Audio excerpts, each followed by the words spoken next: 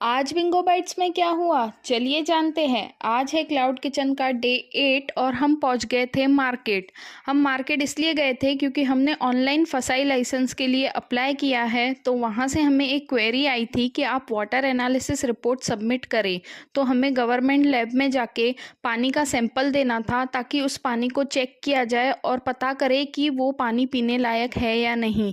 ये बहुत मैंडेटरी रहता है फसाई लाइसेंस के लिए। अगर आपको डिटेल्ड वीडियो चाहिए तो आप कमेंट करना, हम डिटेल्ड वीडियो अपलोड कर देंगे हाउ टू अप्लाई फॉर फसाई लाइसेंस। तो एक बार हमें लाइसेंस आ जाए तो हम आपको पूरा वीडियो देंगे। और इतने में हमें भूख लग गई थी।